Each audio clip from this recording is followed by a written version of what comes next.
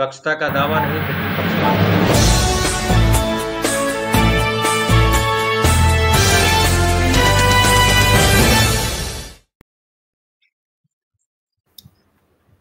नमस्कार, मैं संजीव चंदन, स्वागत है आपका स्त्री काल में। मेरे साथ हैं धनंजय कुमार, वरिष्ठ पत्रकार, द नागरिक के फाउंडर संपादक। स्वागत है आपका धनंजय जी। स्त्री काल के दर्शक आपको बहुत पसंद करते हैं, सुनते समझते हैं। हम लोग तो भाई पड़ोस में रहते हैं, ऐसा लोग समझते हैं कि द नागरिक और स्त्री काल पड़ोसी हैं। ये गणेश मीना जी भी पधार भी गए। जी, गणेश जी का बहुत बहुत स्वागत है। तो आज हम लोग बातचीत करेंगे बिहार में एक का जो एनडीए है उसका सीएम फेस क्या चिराग पासवान हो जाएंगे। क्या चिराग पासवान का इरादा यही है? क्योंकि चिराग पासवान की राजनीति इतनी आसान लग नहीं रही है। चिराग पासवान की निगाहें कहीं और है, तीर किसी और पे साध रखा है और निशाना कहीं और है। इस पर आज बात करेंगे। बहाना है राजगीर में बहुजन भीम संसद की। हम कुछ वीडियो दिखाएंगे, वहां चिराग जी ने जो भाषण दिया है एकदम से अंबेडकर में बाबा साहब के एकदम उसमें बिछ गए हैं। हनुमानगिरी लगता है इन्होंने अब छोड़ दी है। मैं हनुमानगिरी की बात इसलिए कर रहा हूं कि चिराग में क्या वैचारिक डेवलपमेंट हो गया या कोई अवसरवाद है। 2016 में चिराग पासवान का एक चर्चित बयान आया कि संपन्न दलितों को आरक्षण छोड़ देना चाहिए और आरक्षण की तुलना उन्होंने एलपीजी से कर दी थी। ये मजेदार था कि चिराग पासवान आरक्षण की तुलना एलपीजी से कर रहे हैं कि जैसे संपन्न लोग एलपीजी गैस की सब्सिडी छोड़ देते हैं वैसे ही संपन्न दलितों को आरक्षण छोड़ देते हैं। ऐसे नेता को भीम बहुजन समागम करते देखना सामने एक सवाल खड़ा करता है कि क्या ये बदलाव है या अवसरवाद है या कोई ऐसी राजनीतिक तैयारी है जो आगे पूरे बिहार को चौंकाने वाला है। हम लोग अभी वीडियो देखेंगे राजगीर का। और ये उन्होंने तेजस्वी यादव पर हमला किया, उन्होंने महागठबंधन पर हमला किया, उन्होंने कांग्रेस पर हमला किया राजगीर से। लेकिन हमला कहीं और है, तीर कहीं और है, निगाह कहीं और है, निशाना कहीं और है। इस पर हम लोग बात करेंगे। लेकिन उन्होंने तेजस्वी यादव के बारे में कहा कि जिस कांग्रेस ने लालू यादव जी का इमरजेंसी में अपमान किया उसी कांग्रेस के साथ तेजस्वी यादव गए हैं, उन्हें जवाब देना पड़ेगा। हालांकि हम एक वीडियो दिखाएंगे जिसमें अपने ही हनुमान का अपमान एनडीए सरकार में, मोदी जी की सरकार में किस तरह हुआ और रामविलास पासवान जी के सामान किस तरह सड़क पर फेंके गए। ये हमने नहीं, चिराग पासवान ने ही अपने एक बयान में कहा भी कि जबरदस्ती सामान 12 जनपथ रोड खाली करवाया गया। तो ये सब बैकड्रॉप है। लेकिन बात नेताओं के विचारधारा के अलावा उनके जो एक्शन है उसकी रीडिंग बेहद जरूरी होती है। तो हम उस पर बात करेंगे। क्या आगामी मुख्यमंत्री हैं चिराग पासवान यदि एनडीए जीतता है तो? क्योंकि भारतीय जनता पार्टी में कोई लीडरशिप दिखाई नहीं पड़ती है उस तरह से, और ना Bharatiya Janata party leadership groom कर रही है। थोड़ा सम्राट को आगे बढ़ाया लेकिन किसी को बढ़ने नहीं देती, बोनसाई बना करके रखती है। वैसे में चिराग पासवान क्या विराट बन करके मोदी और अमित शाह को बाध्य करेंगे कि बीजेपी की जगह चिराग पासवान एक दलित मुख्यमंत्री, युवा मुख्यमंत्री दें? क्या उनकी ये कोशिश है यदि एनडीए जीतती है तो? लेकिन जीतेगी तब तो सामने तेजस्वी यादव। धनंजय जी, पहले हम लोग बात करें उसके पहले जरा सा बदले हुए चिराग पासवान को देखें, फिर इनकी राजनीति को कोडिंग करेंगे। उसके पहले जो देख आ गए यार,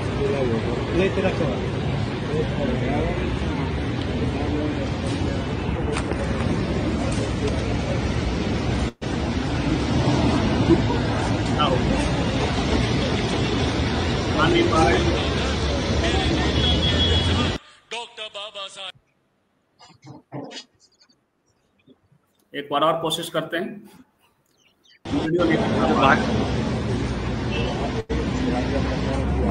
ये 12 जनपद का वीडियो है जब रामविलास पासवान जी का सामान बाहर फेंका गया था। ऐसा चिराग पासवान का यहाँ बाबा साहब की मूर्ति भी है, रामविलास जी की मूर्तियाँ हैं मोदी जी के साथ। हालांकि इसको लेके जाने के बाद फोर्सफुली बंगला खाली करवाया गया, ये जरूर हुआ था, लेकिन ये फोर्सफुली कहेंगे या इसको सामान लोडिंग की जा रही है, क्या कहेंगे वो आप तय करिए। लेकिन अब इनको समाज में समानता का भाव, मेरी खून का एक एक कतरा सिर्फ और सिर्फ आप लोगों के लिए है, मेरे बिहार के लिए।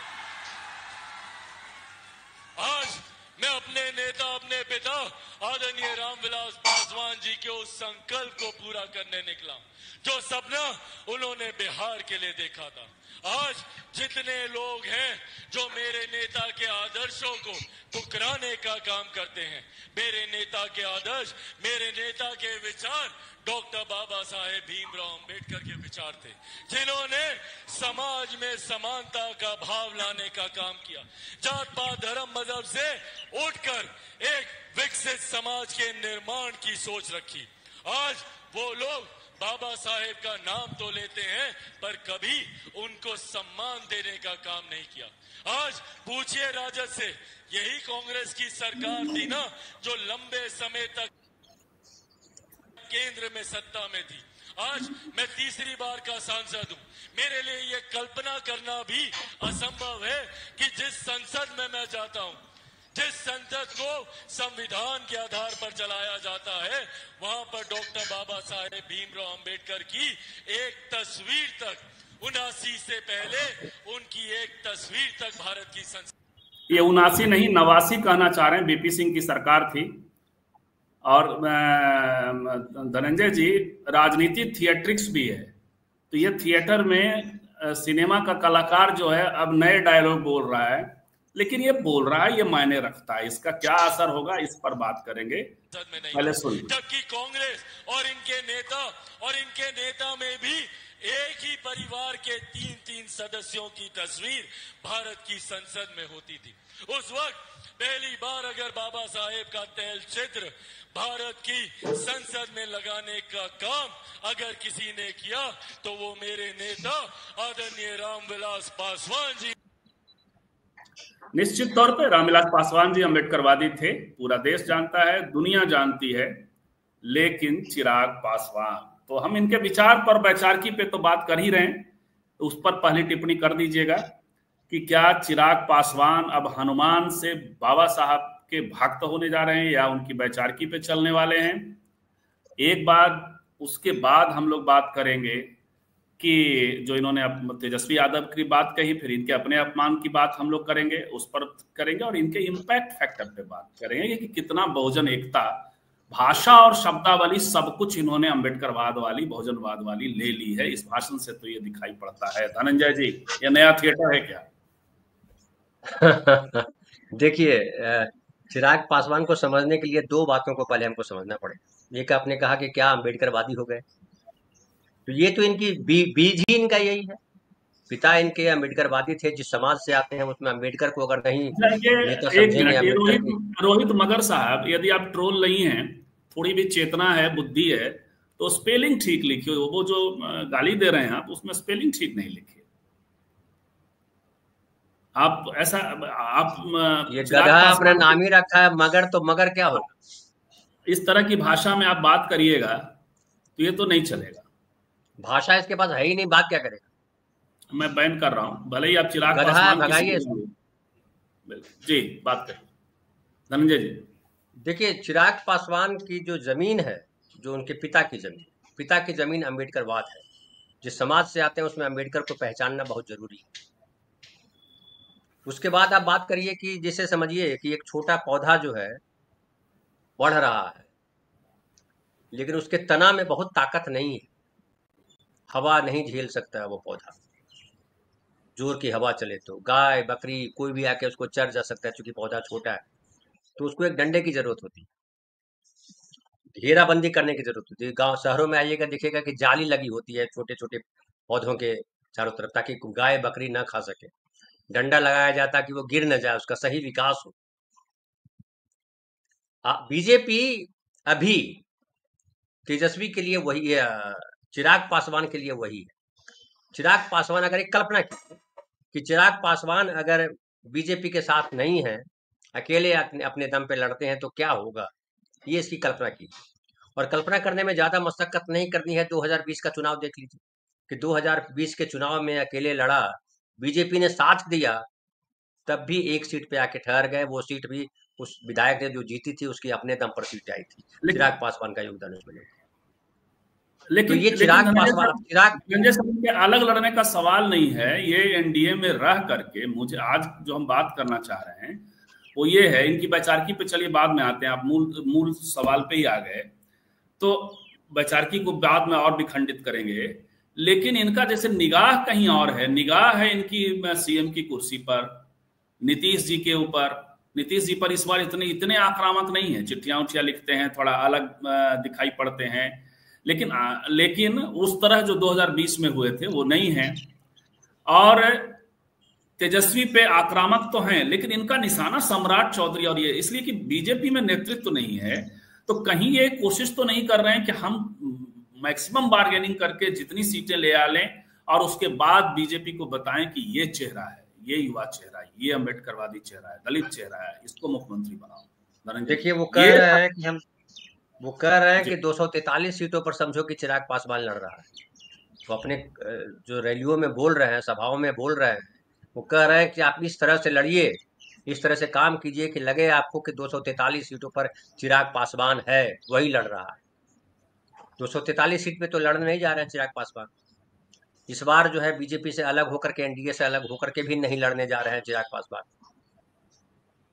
अब चिराग पासवान का जो निशाना है वो नीतीश कुमार भी निशाने पे हैं, वो सम्राट चौधरी भी निशाने पे हो सकते हैं, कोई भी हो सकते हैं। उनको निशाने पे लेने में हमको किसी को निशाना ले लेना है, लेकिन आपका निशाना जो आपके हाथ में तीर है, या आपके हाथ में जो धनुष है, या जो आपके पीछे, कंधे के पीछे जो आदमी खड़ा है, वो कौन है? वो बीजेपी है। क्या आपको लगता है कि बीजेपी दूसरा नीतीश कुमार खड़ा करेगी? दूसरा नीतीश कुमार मतलब बीजेपी अपनी पार्टी के बजाय दूसरी पार्टी के किसी नेता को आगे करे? क्या ऐसी संभावना आपको कहीं दिखाई पड़ती है? मुझे ऐसी कोई संभावना दिखाई नहीं पड़ती। दूसरी बात, चिराग पासवान में वो संभावना भी नहीं है। चिराग पासवान ने बिहार के स्तर पर क्या काम किया है? चिराग पासवान अपने पिता रामविलास पासवान के विरासत के अलावा उनके पास क्या है? जिस तरह के भाषण देते हैं, भाषण की शैली आप उनकी देखिए। डायलॉग पे बिहार अब नहीं चलता। क्या आपको लगता है कि जो जन समूह वहां पे आता है उनको सुनने के लिए, वो जैसे सिनेमा हॉल में जाते थे लोग देखने के लिए, या हम लोग के गांव में बायोस्कोप लगता था, लोग आते थे, अरे पिक्चर देखने जाना है, क्या उस तरह से लोग आते हैं? आपको पता है कि नरेंद्र मोदी की सभा में भी जो है भीड़ बुलाई जाती है भाड़े पे। तो जो लोग आए हैं वो क्या सुनना चाहते हैं उनसे? वो जो सुनना चाहते हैं वो यही सुनना चाहते हैं कि बाबा साहब की जय बोली, बाबा साहब की जय बोलेंगे तो अच्छा लगता है उनको, इसलिए सुनने आते हैं। यहाँ बाबा साहब की कुछ बात करेंगे, हमारी जात समाज की कुछ बात करेंगे। लेकिन जो लोग हैं वो बिहार के लोग जागरूक लोग, उनको समझ में आती है बातें, बहुत सारी बातें समझ में आती है। और ये बिहार के बहुजनों को समझ में आता है कि बीजेपी अगर सत्ता में आती है तो बहुजनों के साथ न्याय नहीं हो पाएगा। उनके नेताओं को कुर्सी जरूर मिल जाएगी जो बहुवचन नेता है। Chirag Paswan deputy chief minister हो सकता है बना दिए जाएं, लेकिन बाकी जो पासवान समाज है उसका क्या होगा? बाकी जो दूसरी जातियां हैं, दलित जातियों में, उनका क्या होगा? लेकिन ये तो पासवान समाज ने नहीं सोचा। पासवान समाज ने 2024 में अच्छा खासा वोट दिया और इनके सारे के सारे सांसद जीत करके भी चले गए, तो इन्होंने अपने को नेता तो सिद्ध कर दिया है धनंजय सर, या जनता तो इनके साथ बीजेपी उसमें साथ है। इस बात को मत भूलिए कि बीजेपी साथ में खड़ी है। मैं वही आज हम लोग जो डिकोडिंग कर रहे हैं, सम्राट चौधरी को डरना चाहिए, विजय सिन्हा को डरना चाहिए। वजह तो साफ है ना। देखिए नीतीश जी तो अंतिम पारी खेल रहे हैं, और कितना दिन बीजेपी रखेगी, क्या होगा, ये सब अलग बात है। तबीयत है ना है क्या है, आज नीतीश जी को हम नहीं ला रहे हैं इसमें। लेकिन बात यह है कि चुनाव तो उधर ही लड़ रहे हैं, वो कहां बीजेपी के खिलाफ जा रहे हैं, बीजेपी के साथ जा रहे हैं। वो अपना चेहरा, आपने नहीं देखा होगा कि सम्राट कोई अन्य सुविधा है, बीजेपी वाले उनको करने भी नहीं देंगे कि सम्राट कोई ऐसी बात कर रहे हैं, कोई ऐसा लहर पैदा कर। चिराग पासवान अपने को एनडीए के सेंटर में प्लेस कर रहे हैं। एक तरफ तेजस्वी, दूसरे तरफ चिराग। ऐसा तो नहीं हो रहा है, और ऐसा हो रहा है तो दलित कार्ड खेलते हुए एक बार रिस्क लेने में, और जब सत्ता ऐसे भी नहीं आ रही है तो सत्ता तो आ ही जाएगी, ऐसे आ जाएगी। ऐसा तो बीजेपी नहीं करने जा रही है। और जो आप कह रहे हैं वो बीजेपी ये प्लान कर सकती कि चिराग, जैसे नीतीश को चेहरा बना के रखा हुआ, मुख्यमंत्री घोषित नहीं किया है, चिराग को भी वो उस तरह से दिया हुआ है लेकिन घोषित नहीं किया है, तो बीजेपी जानती है कि हमारे नाम पे तो वोट मिलना नहीं है, सत्ता में आने भर वोट हमारे नाम पे नहीं मिलेगा, मोदी जी के नाम पे वोट नहीं मिलेगा, अमित शाह तो किसी गली में है ही नहीं, नरेंद्र मोदी के नाम पे भी वोट नहीं मिलेगा, हिंदू के नाम पर वोट नहीं मिलेगा, वही सवर्णों का जो प्रतिशत है वही वोट मैक्सिमम आएगा, उसके आगे क्या आएगा। अब बात आती है कि क्या बीजेपी चिराग पासवान और नीतीश कुमार दोनों को प्रोजेक्ट करना चाहती है, और खुद को प्रोजेक्ट किया ही हुआ है, तो तीनों को प्रोजेक्ट करने के करके क्या इतने सीटें ला पाएगी बीजेपी जिसमें सत्ता उसके हाथ में आ सके, सत्ता को कंट्रोल करने वाली शक्ति उसको आ सके, ये बीजेपी खेल रही है। चिराग पासवान को लग रहा है कि हमारा दलितों में आधार है, तो बीजेपी की मजबूरी है कि हमें आगे बढ़ाए। नीतीश कुमार इस बार डाउन हो गए तो मुख्यमंत्री तो उनको बनाया जाना नहीं है, मुख्यमंत्री जो भी बने कम से कम मैं डिप्टी चीफ मिनिस्टर के तौर पर तो आऊं। ये चिराग पासवान भी जानते हैं कि बीजेपी उनको चीफ मिनिस्टर के तौर पर प्रोजेक्ट नहीं कर सकती। समझ गए? एक और बात लेकिन चिराग के एक बात और महत्वपूर्ण है, जो मायावती की रैली में भी निकल के आती है कि वो जो साहू महाराज के नाम पर जब कुर्मी राजा प्रोजेक्ट करते हैं तो उसमें कहीं ना कहीं वो मैसेज मैं डिकोड कर पा रहा हूँ कि वो कुर्मियों के साथ उनको कहीं आपत्ति नहीं है। कुर्मी एक ऐसी जाति के तौर पे उभर के आई है, या कुशवाहा, जो सबके साथ समरस भाव में है, और ये बात जो कुशल राजनीतिज्ञ हैं वो इस बात को समझते हैं। तो बीजेपी जो है इस बात को समझ रही है कि हमको चिराग को प्रोजेक्ट करना है, नीतीश कुमार को प्रोजेक्ट करना है, खुद को बैक में रखना है। आप दोनों लड़ो, आप दोनों करो, आपके नाम पे हमको वोट मिलेगा, सत्ता हम तय करेंगे, कौन मुख्यमंत्री बनेगा। यही तो कहा है बीजेपी ने अब तक, और यही करेगी। ये जो मतदाता सूची पुनरीक्षण का कार्यक्रम जो है इसीलिए सबसे महत्वपूर्ण है। अब मैं आपको बताऊं कि मतदाता सूची पुनरीक्षण जो है उसमें बीएलओ 3 बार आपके घर पे जाएगा, आपके भौतिक रूप से मतलब शारीरिक रूप से आपको उपस्थित रहना है, नहीं रहेंगे तो आपका नाम अगर वोटर लिस्ट में है तो काट दिया जाएगा, है तो आपसे डॉक्यूमेंट लिया जाएगा और डॉक्यूमेंट अपलोड किया जाएगा। वो कंफर्म नहीं करेगा कि आपका वोटर लिस्ट में नाम हो गया, डॉक्यूमेंट इसमें बल्कि इसमें इनके लास्ट लाइन बोल देता हूँ, डॉक्यूमेंट अपलोड करिएगा। डॉक्यूमेंट अपलोड करने के बाद बिहार निर्वाचन आयोग जो है वो कंफर्म करेगा कि ये इसका नाम वोटर लिस्ट में जाएगा कि नहीं जाएगा।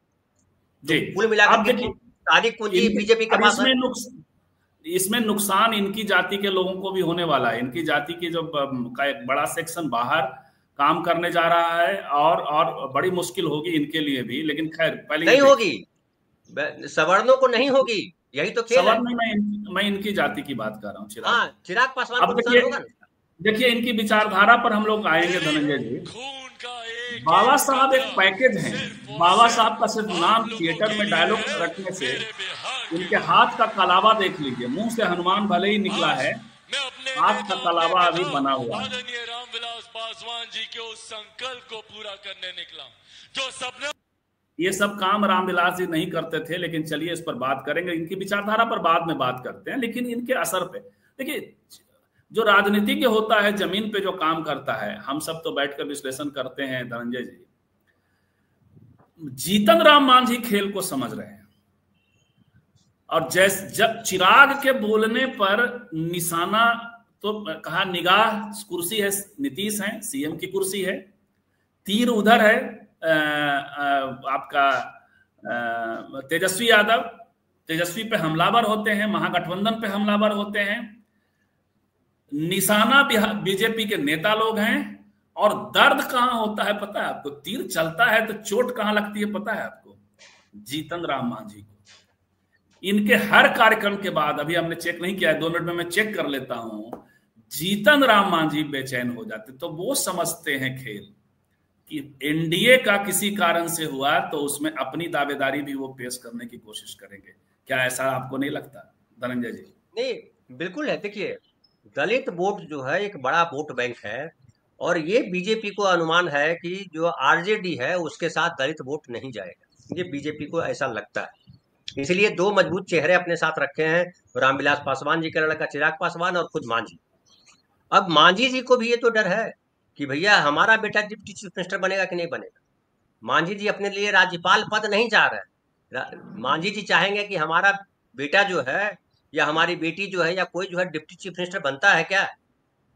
तो उसमें अगर डिप्टी चीफ मिनिस्टर जो अगर बनता है कोई, तो क्या deputy chief minister Chirag Paswan बने तो साथ में दो दलित को डिप्टी चीफ मिनिस्टर बनाया जा सकता है? नहीं बनाया जा सकता। तो वहां तो वो संकट है। अब सवाल है कि जो विरासत है उनके पास, चिराग पासवान के पास जो जातियों का समूह है चिराग पासवान के साथ, वो मांझी जी के पास नहीं है। मांझी जी का बेटा भी उस लायक नहीं है कि वो एक माहौल खड़ा कर ले। अभी भी उन अपने बेटे को अपनी वजह से आगे बढ़ा। हालांकि नरेंद्र मोदी जी ने बड़ा भाव दिया मांझी जी को, और नरेंद्र मोदी जी ने मांझी जी को भाव क्यों दिया, इसमें भी कहीं न कहीं चिराग पासवान को कट करने की कोशिश। तो बीजेपी तो दुधारी तलवार की तरह काम करती है, जिधर दबाव बढ़ेगा उधर कट जाएगा। ये मांझी जी समझते हैं, चिराग पासवान भी ये बात समझते हैं। जो आपने वीडियो दिखाया पहले कि उनके घर से सामान निकाल के फेंक दिया गया वगैरह वगैरह, लेकिन चिराग पासवान के पास ऑप्शन क्या है, ये सबसे बड़ा सवाल। जी, उस पर आते हैं। तो मांझी जी समझते हैं और इसीलिए ये बड़ा चतुष्कोण है। बार बार मैं अपने दर्शकों को बता रहा हूं, अपने आउटसाइड पैनलिस्ट और की निगाह कहीं, तीर कहीं, निशाना कहीं और दर्द कहीं और। ये दर्द तो चौथी जगह होती है जिसमें जीतन राम मांझी, वो दलित पॉलिटिक्स का संकट भी है। लेकिन बाबा साहब एक पैकेज हैं धनंजय जी। यदि इधर आ रहे हैं 2016 की राजनीति के बाद, ये इधर आ रहे हैं, देखिए शंभू सिंह ने कह रहे हैं कि अगर चिराग को 20-25 सीट्स मिलेगा तो ये किस दुनिया में सीएम बनेंगे के सोच रहे हैं।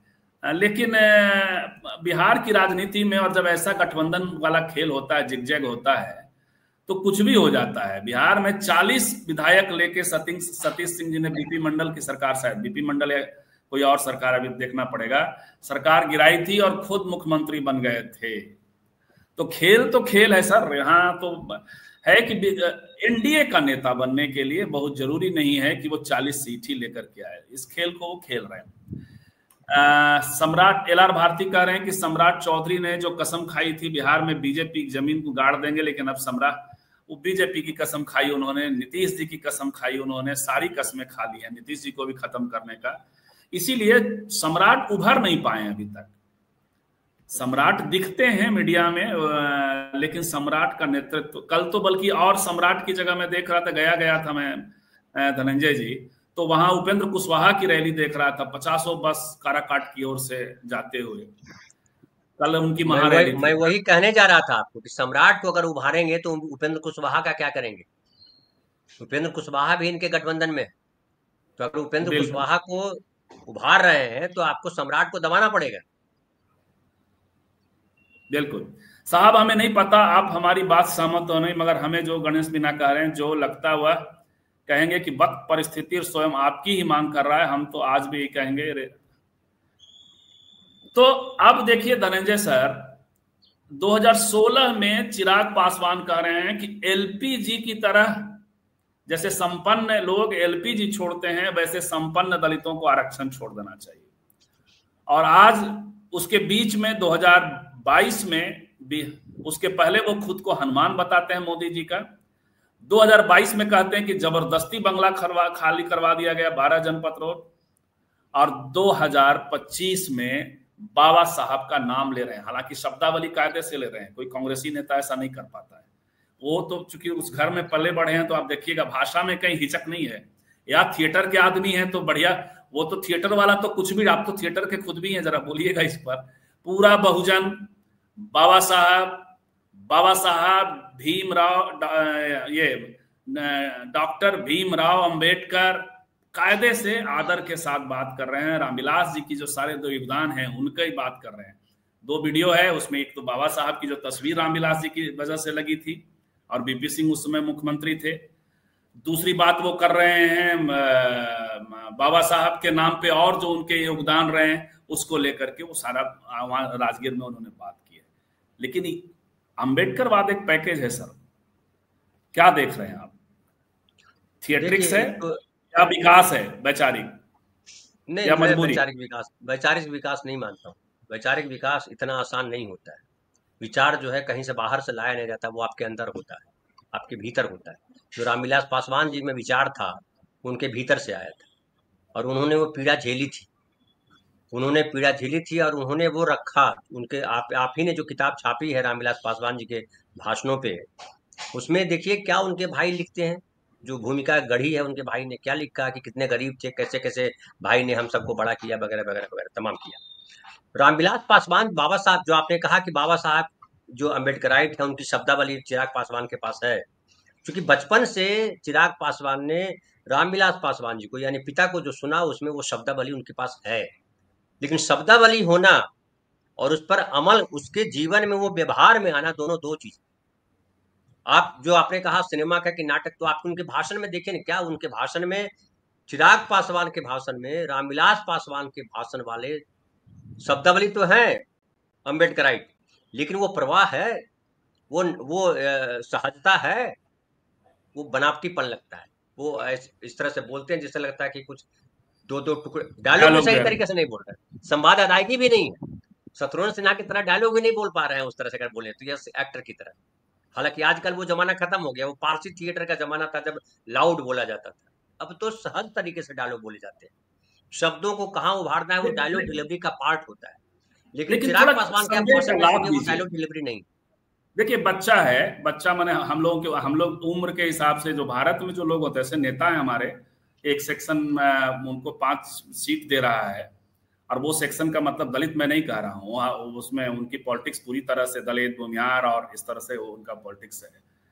लेकिन बच्चा इसलिए कह रहा हूँ, उम्र में छोटे हम लोगों से, तो बच्चे को थोड़ा सा लाभ दीजिए कि भाई 2016 में सिनेमा से आया था, अंग्रेजी पढ़ा लिखा, दिल्ली में रहने वाला बंदा, बहुत ज्यादा उसको जमीनी राजनीति की समझ नहीं थी। लेकिन अब जब 2025 तक आते आते आप देखिए, उसको अपनी जमीन भी तो है। ये वो जमीन है जहां यही चिराग पासवान न सिर्फ 2016 में आरक्षण छोड़ने की बात कर रहे हैं और 2025 में कह रहे हैं आरक्षण आप बांट नहीं सकते। 2024 में जो आरक्षण बंटवारे का 2024 या 22 का जो ऑर्डर है, वो देख लेता हूं, बताता हूं अभी। तो उस ऑर्डर, सुप्रीम कोर्ट के ऑर्डर के खिलाफ ये गए हैं, क्योंकि उनकी जमीन, यहाँ के पासवान जो राजनीति है वो उनको अलाउ नहीं करता कि आप जो है बंटवारे की बात करें। तो कुछ तो जो है वो कहते हैं गली भी तो सिखाता है कि कैसे खेलना है गुली डंडा। एग्जैक्टली बिल्कुल सही कह रहे हैं। और गली नहीं, अभी जब देखिए, एक मुझे और बात याद आ रही है कि रामविलास पासवान जी ने कहा कि चिराग में संभावना इसलिए है कि चिराग ने ही मुझे कहा था कि आप बीजेपी से गठबंधन कीजिए, हमारी पार्टी फिर से खड़ी हो जाएगी, और उन्होंने बीजेपी से गठबंधन किया। लेकिन जो आपने 2016 और 2022-24 जो आप कह रहे हैं, 2016 में जो उन्होंने कहा कि सवर्ण, जो जो दलित सवर्ण हो जैसे हो गए हैं, संपन्न हो गए हैं, उनको वो सीट छोड़नी चाहिए। लेकिन क्या उसको अमल में लाया? खुद उन्होंने सीट छोड़ी कि हम जनरल सीट से लड़ते हैं। वो हमेशा लड़ते रहे, रिजर्व सीट से लड़ते रहे। उसके अलावा 2024 का जजमेंट, सॉरी, हाँ जी, हाँ आप उसके जारी अलावा रखें। उन्होंने दलित समाज में से किस नेता को उभारा? जब दलित समाज में से किसी को देने की बारी आई तो एक अपने बहनोई को दे दिया, दूसरा अशोक चौधरी की बेटी को दे दिया। तो आप दलित समाज या पासवान समाज की जब आप बात करते हैं, तो बाबा साहब की जब बात करते हैं, तो बाबा साहब तो कमजोर लोगों के साथ थे। वो दलितों के साथ मैं खाली नहीं मानता हूँ, जो भी कमजोर है, वो स्त्री हो, जो फिर मैं बिहार की बात करते हैं तो बिहार में फिर बात आती है 100 में 90 शोषित है, 90 भाग हमारा है, उसमें सवर्ण स्त्रियां भी शामिल हो जाती हैं। इसलिए बाबा साहब ने उन तमाम स्त्रियों के लिए भी काम किया, भले लोग उनको दलितों का नेता माने। मैं दलितों का नेता बाबा साहब को नहीं मानता, मैं बाबा साहब को मानता हूँ पूरे देश के नेता थे, मानव जाति के नेता थे, कमजोरों के नेता थे, जिनको दबाया गया उसके नेता थे, कमजोरों के स्वर थे बाबा साहब। बाबा साहब का नाम भले खाली अम्बेडकराइट कहें कि दलितों के नेता है, मैं नहीं मानता। मैं मानता हूँ उन तमाम लोगों के नेता है बाबा साहब, जो जी मनुष्यता की बात करता है, इंसानियत की बात करता है। वो जाति से परे, वो धर्म से परे, वो भाषा से परे जो बात करता है, वो बाबा साहब का फॉलोअर हो सकता है। और बाबा साहब उनके लिए काम करते नजर आते हैं। क्या चिराग जी। पासवान में आपको गुण दिखाई पड़ता है? क्या चिराग पासवान में लगता है आपको कि बाबा साहब जो पूरी वंशता के लिए विचार रखते थे, वो विचार है चिराग पासवान में? मुझे नहीं दिखाई। कह रहे हैं बिहार, हम बिहारी बिहारी बिहार फर्स्ट, बिहारी फर्स्ट नारा लगाने से तो मोदी जी ने कहा कि सबका साथ सबका विकास, किधर है सबका लेकिन जो भी हो, देखिए देखने में स्मार्ट है। आजकल गाने बनते हैं कि भाई चिराग जैसा देखने में स्मार्ट जो आप कह रहे हैं वो सिनेमा में काम करता, वो सफल हीरो होते तो समझ में आता देखने में बड़ा स्मार्ट है, और देखिए सिनेमा ने पसंद कर लिया, सिनेमा में नहीं चले, सिनेमा में संघर्ष भी नहीं किया वो। हाँ बिल्कुल, हालांकि इनका जो एक फिल्म बनाई थी, वो भी मैं बता दूं आपको कैसे बनी थी फिल्म। जो प्रोड्यूसर था वो क्या था, प्रोड्यूसर एक्टर था, प्रोड्यूसर का जो है मेडिसिन का कारोबार था, और वो उस समय उर्वरक और मंत्री हुआ करते थे रामविलास पासवान, उन्हीं के मंत्रालय से बड़े खुश थे। देखिए बेटे से लगाव तो लगाव होता है, बड़े खुश थे जब सिनेमा रिलीज हुआ था, लोगों को ले जाकर दिखाया उन्होंने फिल्म, तो ये था। देखिए शंभू सिंह और LR भारती इतिहास की बात कर रहे हैं और ठीक ही बात कर रहे हैं। अगर जेडीयू बीजेपी 100, 102, 100 सीट पर लड़ेगी तो किसी भी परिस्थिति में जेडीयू को एलजेपी से बहुत ज्यादा सीट जीतेगा, तो चिराग कैसे? नहीं, वो बात है नहीं। बात तो ये हो रही है कि सीएम यदि नीतीश जी नहीं होते हैं या होते हैं फिर हटाए जाते हैं, तबीयत वगैरह तो बार बार दिख ही रहा है। चिराग जो राजनीति कर रहे हैं वो लड़ ही नहीं रहे हैं नीतीश से, वो लड़ ही नहीं रहे हैं तेजस्वी से। दर्द जीतन राम मांझी को हो रहा है और लड़ाई सम्राट चौधरी से है, विजय सिन्हा से है। वो पूरे बीजेपी के लिए मजबूरी बनना चाहते हैं, वो बताना चाहते हैं कि दलित चेहरा होंगे तो हम होंगे, और इसकी राजनीति कर रहे हैं शंभू सिंह जी। LR भारती ने सही जवाब दिया एक शंभू सिंह जी को कि कर्नाटक में कुमारस्वामी की सीटें कांग्रेस से कम थी फिर भी मुख्यमंत्री बने। ऐसे कई उदाहरण है। यही ये पहली बार जब मुख्यमंत्री बने ये नीतीश कुमार, तो उनकी सीटें कम थी बीजेपी से। तो संख्या का एक तो महत्व होता है। महाराष्ट्र भी है, महाराष्ट्र भी है कि महाराष्ट्र में जो है उनको चीफ मिनिस्टर शिंदे को बनाया गया, लेकिन जब महाराष्ट्र में 3 पार्टियां खड़ी हो गई तो शिंदे कहाँ रहे? तो यही समीकरण तो यहाँ होना है ना सर। तो कैसे बनेंगे मुख्यमंत्री? फिर वही तो आप सही जवाब देंगे कि फिर मुख्यमंत्री कैसे बनेंगे, कम सीटें ला करके या ज्यादा सीटें ला करके? क्या वो नीतीश कुमार से ज्यादा सीटें लाएंगे? अगर नीतीश कुमार से ज्यादा सीटें ले आते हैं और बीजेपी के पैनल खड़े हो जाते हैं तो बात समझ में आती है। धनंजय जी आज बिहार की राजनीति पे और ले आएंगे 50 सीट नहीं ना। नहीं, आज बिहार की राजनीति नीतीश और लालू जी से आगे की राजनीति हो रही है, और वो राजनीति है युवा चेहरा, और युवा चेहरा के तौर पे एक और प्रशांत किशोर, दूसरे लोग, इस बीच में इनकी सारी कवायद है। लेकिन टिप्पणियां ले लेते हैं, फिर हम फिर वैचारिकी पे एक सवाल और करेंगे। चिराग पासवान की पर्दे के पीछे की हरकतों को देखकर लगता है कि अपनी राजनीतिक शक्ति का उपयोग जनता की भलाई में कम, अपने व्यक्तिगत कामों को देश की कैसे माने। हम लोग भी जो है ना गॉसिप को बड़ा कर लेते हैं, ये कैसे मान ले भाई? जो आप कह रहे हैं पंकज जी, लास्ट वाला जो कह रहे हैं, ग्राउंड पर ऐसा दिखता है कि जो कि जेडीयू का कोर बोर्ड पूरी तरह से बीजेपी को शिफ्ट नहीं होगा। ऐसे में एनडीए ने जेडीयू सबसे बड़ी पार्टी हो सकती है, पर आपकी क्या राय है? हाँ, ये हो सकता है, जेडीयू आ जाएगी तो नीतीश कुमार फुल फ्लेजेड बन जाएंगे, तब कहाँ चिराग रहेंगे? देखिए उनके एक समर्थक हैं चिराग जी के, वो कह रहे हैं कि परमेश्वर कुमार की नेक्स्ट सीएम चिराग, आमीन आमीन। लेकिन एनडीए में ऐसा नहीं होगा कि तेजस्वी, क्योंकि अभी पूरा चुनाव तेजस्वी बनाम है, अभी तक चुनाव जो है जमीन पे उतरा नहीं है धनंजय जी, अभी नीतीश बनाम चुनाव नहीं है। चुनाव जो है नीतीश बनाम तेजस्वी है। चुनाव अगर चेहरे की बात करेंगे तो नीतीश बनाम तेजस्वी है। मैं तेजस्वी बनाम नीतीश इसलिए कह रहा हूं कि तेजस्वी के पास एक वोट बैंक का जो सेटअप है उससे टकराना, उससे ये करने का काम बीजेपी जेडीयू कर रही है, मैं ये कहना चाह रहा हूँ। इसलिए अदरवाइज तो नीतीश बनाम ही होगा। तेजस्वी अपने आप में एक ताकतवर नेता के तौर पे उभरे हुए हैं। एके भाई नमस्कार। अच्छा, ये आप लोग आपस में बात कर रहे हैं। चिराग पासवान दलित विरोधी, सामंतों के चरण में रहने वाला, शाह के इशारे पर बोलने वाला है, ये अलग बात है, ये जो भी है। लेकिन अभी तो फिलहाल वो जो जेस्चर ले रहे हैं इस थिएट्रिक्स में, थिएटरों ने तो बड़े बड़े सत्ता हिला दी है। मोदी जी थिएटर करके ही आए, मोदी जी का लाल किले का सब कुछ हम सबको पता है। और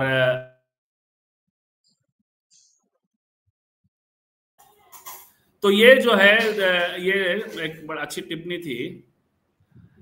जिसकी संख्या जनरल से ज्यादा एससी ज्यादा है, कब तक माइनॉरिटी रहेगा?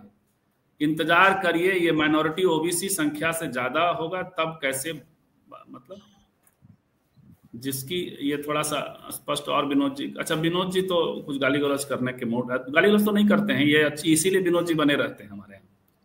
विनोद जी का लाइन है, मोदी जी के पक्ष में कुछ कहते हैं, तर्क देते हैं।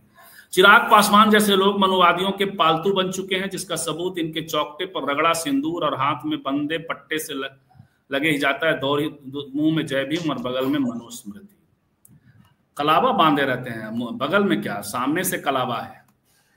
तो धनंजय जी कह रहे हैं कि सब डिपेंड करेगा कि आरजेडी और जेडीयू मिलकर कितना सीट जीतता है, सब इस पर। हाँ, पिछली बार यही हो गया, 2015 में लाया तो 178, लेकिन ऐसा लाया कि नीतीश जी इधर चले जाएं तब भी, या तेजस्वी भी चले जाते तो सरकार उधर की भी बन जाए, तो उसके कारण बहुत सारी चीजें बिगड़ती हैं। तो बिहार में ऐसा होने वाला है इस बार। जीतन भाई जमीन से उपजे नेता हैं, पर चिराग पासवान क्या है, ये न कार्यकर्ता रहे न समझ।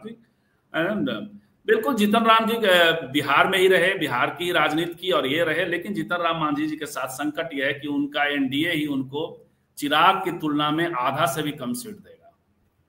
और उनके वोटर्स के बारे में कहा जाता है कि वो फ्लोटिंग होते हैं, उन्हें खरीदा भी जाता है, इसलिए सब बहुत सारी चीजें हैं, उनको निकल के आना बड़ा मुश्किल है इस चुनाव में। धनंजय जी, लेकिन चिराग जी जो कह रहे हैं कि तेजस्वी यादव उनको कांग्रेस से लड़वाना चाहते हैं, वो कह रहे हैं कि पिताजी को बहुत तंग किया था इमरजेंसी में, आज आप उन्हीं के साथ हैं, तो वो तो दूर की बात है।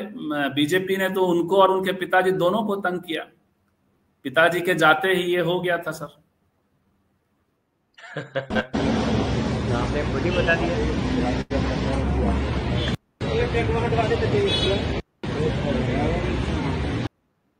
नहीं, फिर भी आप बताइए कि जो है ये बात लोग रिसीव कर पाएंगे या? एक तो राजनीति में कुछ स्थायी नहीं होता, सब लोग कहते हैं। शरद पवार जी की बात मुझे बड़ी अच्छी लगती है कि यहाँ खिड़कियां दरवाजे सब खुले रखने पड़ते हैं, किसी से भी संवाद करिए, संवाद करने में कोई बुराई नहीं। और अलग अलग विचारधाराओं के लोग भी, अगर कई बार होता है अलग अलग विचारधाराओं के लोग एक जगह जमा होते हैं और सब अपना अपना, सारे के जगह पे अपना अपना थोड़ा थोड़ा हिस्सा लेते हैं कि हमको ये चाहिए, हमको ये चाहिए, हमको ये चाहिए, सब अपनी विचारधारा के हिसाब से काम करते हैं। वो कहीं भी हो सकता है, वो चिराग पासवान के पिताजी के साथ भी हुआ और वो लालू प्रसाद यादव जी के साथ हुआ, वो नीतीश कुमार के साथ भी हुआ। रामविलास पासवान जी जो है किसी जमाने में कांग्रेस का विरोध करके ही सत्ता में आए थे, मतलब पार्टी में जीते थे, लोकसभा चुनाव जीते, फिर वो मंत्री बने, कांग्रेस का विरोध था, फिर कांग्रेस के साथ भी आए, वो खुद लड़े कांग्रेस के लिए, कांग्रेस के सरकार में मंत्री भी रहे वो, फिर जो है वो बीजेपी के खिलाफ लड़े भी, बीजेपी के साथ गए भी, खुद रामविलास पासवान का इतिहास है। फिर जो है देखिए जो लालू प्रसाद यादव जी हैं, तो ये भी जो है कांग्रेस के खिलाफ राजनीति करके उभरे और कांग्रेस के साथ फिर रह करके सत्ता में बने रहे। तो ये राजनीति में ये कोई वो वाली बात नहीं है।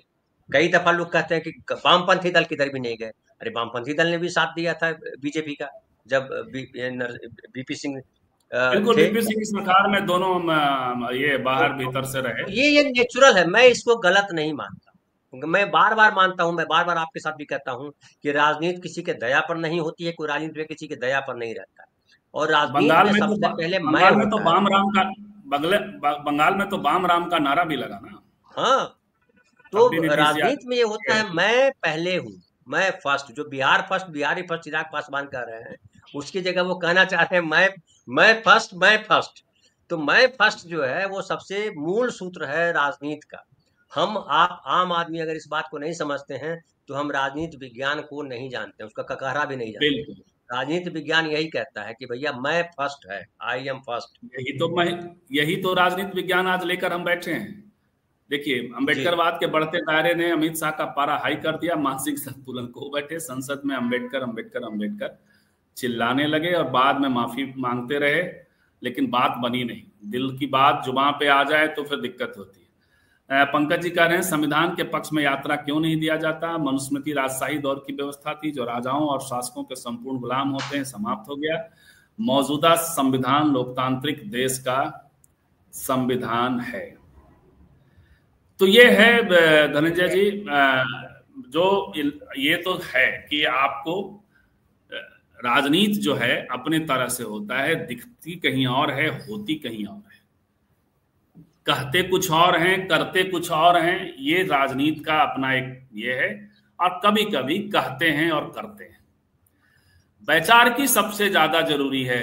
इवन नमक बराबर भी वैचारिकी नहीं है तो आप फिसल जाएंगे।